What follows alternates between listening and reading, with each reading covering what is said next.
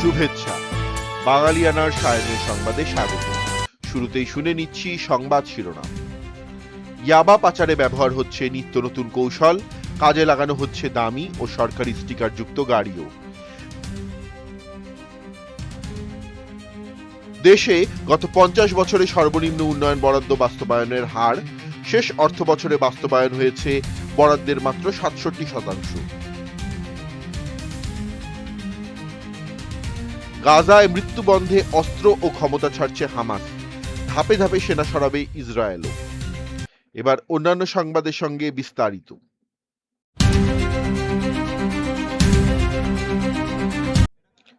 Bangladesh Myanmar Cox's Bazar সীমান্তে সীমাহীনভাবে বেড়েছে ইয়াবা পাচার। নিত্য নতুন কৌশলে প্রতিদিন দেশে ঢুকছে কোটি কোটি টাকা মূল্যের ইয়াবা। বিশেষ করে সড়কপথে বিলাসবহুল গাড়িতে নানা কৌশলে দেশের বিভিন্ন স্থানে চলে যাচ্ছে বড় বড় চালান। গত 15 জুলাই স্বরাষ্ট্র মন্ত্রণালয়ের স্টিকার লাগানো একটি প্রাইভেট কারে ইয়াবা পাচারের সময় 3 সদস্যের একটি চক্রকে আটক করেছে মাদকদ্রব্য নিয়ন্ত্রণ অধিদপ্তর ডিএনসি। তাদের কাছ থেকে 6000 পিস ইয়াবা উদ্ধার করা হয়। পাশাপাশি ইয়াবা বহনে ব্যবহৃত একটি প্রাইভেট কার ও 4টি মোবাইল ফোন জব্দ করা হয়েছে। আইন শৃঙ্খলা রক্ষাকারী বাহিনীর দেওয়া তথ্য মতে সম্প্রতি আইন শৃঙ্খলা রক্ষাকারী বাহিনীর চোখ ফাঁকি দিতে সড়কপথে ইয়াবা পাচারের জন্য ব্যবহার করা হচ্ছে বিলাসবহুল গাড়ি। কেউ বা রাষ্ট্রীয় প্রতিষ্ঠানের স্টিকার ব্যবহার করছে, আবার কেউ মন্ত্রণালয়ের, সেনাবাহিনীর, আইনজীবী কিংবা রাজনৈতিক দলের লোগো, ভুয়া পরিচয়, পর্যটকের ছদ্মবেশ এবং গাড়ির ভেতরে তৈরি করা গোপন চেম্বার তৈরি করে পাচার করছে ইয়াবা। সর্বশেষ 27 জুলাই টেকনাফের হোয়াইক্যাং বিজিপি চেকপোস্টে 1,06,000 পিস ইয়াবা সহ বিলাসবহুল একটি প্রাইভেট কার জব্দ করেছে বিজিবির সদস্যরা। এ সময় কক্সবাজার সদর উপজেলার পিএমখালী এলাকার সাইফুল ইসলাম খোকন নামে একজন পাচারকারীকে গ্রেফতার করা হয়। আইন শৃঙ্খলা রক্ষাকারী বাহিনীর কর্মকর্তাদের সঙ্গে কথা বলে জানা গেছে, সীমান্ত দিয়ে ইয়াবা পাচারের পুরনো পথ এখন পুরোপুরি সক্রিয়। সেই সঙ্গে নতুন নতুন পথও যুক্ত হয়েছে। বদলে গেছে পাচারের কৌশলও। কিছুদিন সমুদ্র পথে পাচার বাড়লেও পরে কৌশল বদলে আবার সড়ক পথে বেড়েছে পাচার।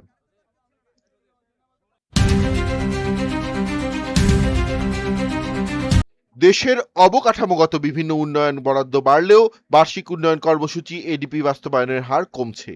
বিদায়ী 2025-26 অর্থ বছরে প্রায় 2,09,000 কোটি টাকার এডিপি বরাদ্দের বিপরীতে ব্যয় হয়েছে 1,41,000 কোটি টাকা, যা মোট বরাদ্দের 67.52%।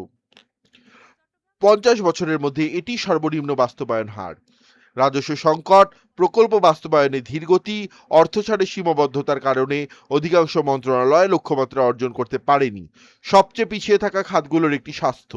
এ মন্ত্রণালয়ের অধীনে 2 বিভাগ বরাদ্দের মাত্র 31-37% ব্যয় করতে পেরেছে। বরাদ্দ থাকার পরেও অর্থ ব্যয় করতে না পারার জন্য প্রাতিষ্ঠানিক সক্ষমতা ও জবাবদিহিতার ঘাটতিকে দায়ী করছেন বিশেষজ্ঞরা।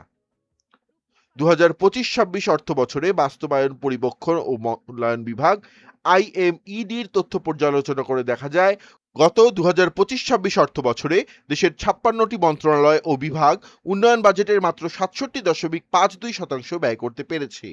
আইএমইডি ও বিশ্বব্যাংকের তথ্য মতে স্বাধীনতার পর প্রথম 4 বছর এডিপি বাস্তবায়নের হার কম থাকলেও 1976-77 অর্থ বছরে প্রায় 99% সংশোধিত এডিপি বাস্তবায়ন হয়। পরবর্তী 48 বছরে 80-90% বা তারও বেশি এডিপি বাস্তবায়ন হয়। এমনকি 90-এর দশকের স্বৈরাচার বিরোধী আন্দোলনের সময়ও এডিপি বাস্তবায়নের হার ছিল বেশ ভালো। তবে 2024 সালের ছাত্র জনতার গণ অভ্যুত্থানের পর ধস নামে উন্নয়ন বরাদ্দের ব্যয়।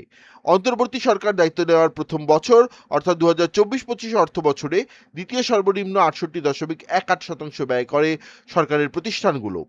এর আগে 2023-24 অর্থ বছরে 80.63, 2022-23 অর্থ বছরে 85.17 এবং 2021-22 অর্থ বছরে 92.74% বরাদ্দ বাস্তবায়ন হয়।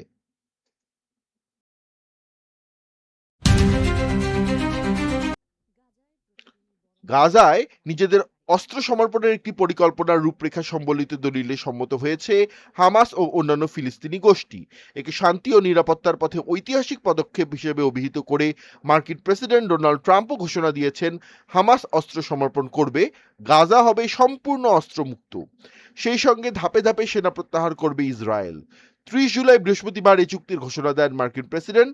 তার প্রস্তাবিত শান্তি পরিকল্পনা বাস্তবায়নের পথে এটি একটি গুরুত্বপূর্ণ পদক্ষেপ।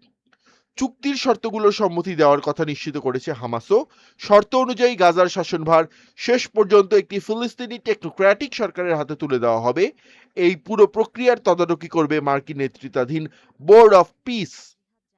আল জাজিরার হাতে চুক্তির একটি কপি এসেছে। এতে বলা হয়েছে আগামী 14 দিনের মধ্যে অস্ত্র সমর্পণের সুনির্দিষ্ট রূপরেখা প্রস্তুত করতে হবে। তবে একটি আন্তর্জাতিক যাচাইকরণ সংস্থার অনুমোদন সাপেক্ষে এই সময়সীমা বাড়ানো যেতে পারে। হামাসের এক ঊর্ধ্বতন কর্মকর্তা বিবিসিকে জানিয়েছেন, গাজায় পুরোপুরি অস্ত্র সমর্পণের এই বোর্ড অফ পিসের পরিকল্পনায় তারা সম্মত। শিগগিরই এ বিষয়ে আনুষ্ঠানিক বিবৃতি দেওয়া হবে। তবে ইসরায়েল এখনো মন্তব্য করেনি।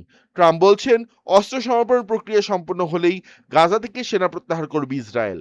তিনি আরও বলেন, এ চুক্তি অত্যন্ত গুরুত্বপূর্ণ পদক্ষেপ, যার ফলে গাজার নিয়ন্ত্রণ শেষ পর্যন্ত একটি নতুন ফিলিস্তিনি সরকারের হাতে যাবে।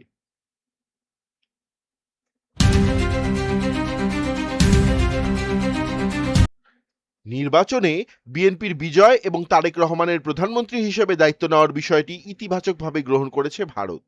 দ্বিপক্ষীয় সম্পর্ক এগিয়ে নেওয়ার সুযোগ হিসেবে দেখছে দেশটি। তবে বাংলাদেশে চীনের ক্রমবর্ধমান অর্থনৈতিক অবকাঠামো ও কৌশলগত উপস্থিতি নিয়ে উদ্বেগ প্রকাশ করেছে নয়াদিল্লি। ভারতের পররাষ্ট্র বিষয়ক সংসদীয় কমিটি ভারত বাংলাদেশ সম্পর্কের ভবিষ্যৎ শীর্ষক একটি প্রতিবেদনে এসব মূল্যায়ন তুলে ধরেছে। বৃহস্পতিবার দেশটির লোকসভা ও রাজ্যসভায় এই প্রতিবেদন উপস্থাপন করা হয়। প্রতিবেদনে বলা হয়েছে, 2024 সালের আগস্টে আওয়ামী লীগ সরকারের পতনের পর ডক্টর মোহাম্মদ ইউনূসের নেতৃত্বাধীন অন্তর্বর্তী সরকারের সময়ে ভারত পরিমিত ও হিসাব নিকাশ ভিত্তিক অহস্তক্ষেপ নীতি গ্রহণ করে। তবে গত ফেব্রুয়ারি নির্বাচনে বিএনপি নিরঙ্কুশ বিজয় এবং তারেক রহমানের সরকার গঠনের পর দিল্লি বিষয়টিকে ইতিবাচক দৃষ্টিতে দেখছে। কমিটির প্রতিবেদনে উল্লেখ করা হয়, নির্বাচনে জয়ের পর ভারতের প্রধানমন্ত্রী নরেন্দ্র মোদী প্রথম বিদেশি রাষ্ট্রপ্রধান হিসেবে টেলিফোনে তারেক রহমানকে অভিনন্দন জানান।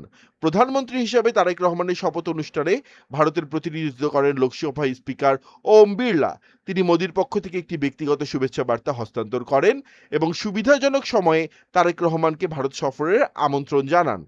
কমিটি ভারত সরকারের কূটনৈতিক পদক্ষেপের প্রশংসা করে জানিয়েছে, বাংলাদেশের নতুন গণতান্ত্রিক সরকারের সঙ্গে সম্পর্ক আরও নিবিড় করে এবং অমীমাংসিত বিষয়গুলো পারস্পরিক শ্রদ্ধার ভিত্তিতে সমাধান করার জন্য এটি একটি দারুণ সুযোগ।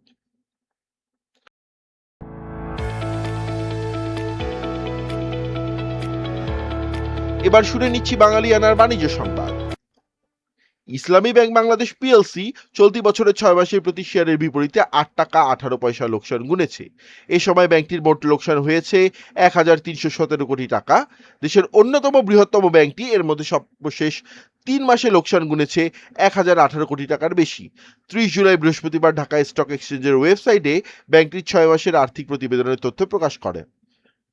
বিশাল এই লোকসানের বিষয়ে ব্যাংকটি ডিএসসির মাধ্যমে বিনিয়োগকারীদের বলেছে, আমানতের বিপরীতে মুনাফা পরিশোধ, খেলাপি ঋণ বেড়ে যাওয়া, বিনিয়োগ এবং অন্যান্য ব্যাংকের প্লেসমেন্ট থেকে আয় কমে যাওয়া দায়ী। ব্যাংকটি জানিয়েছে, চলতি বছরের জানুয়ারি থেকে জুন পর্যন্ত ব্যাংকটির শেয়ার প্রতি আয় ইপিএস হয়েছে ঋণাত্মক 8 টাকা 18 পয়সা, অর্থাৎ প্রতি শেয়ারের বিপরীতে এ পরিমাণ লোকসান হয়েছে। আগের বছর এই সময় শেয়ার প্রতি আয় ছিল 42 পয়সা।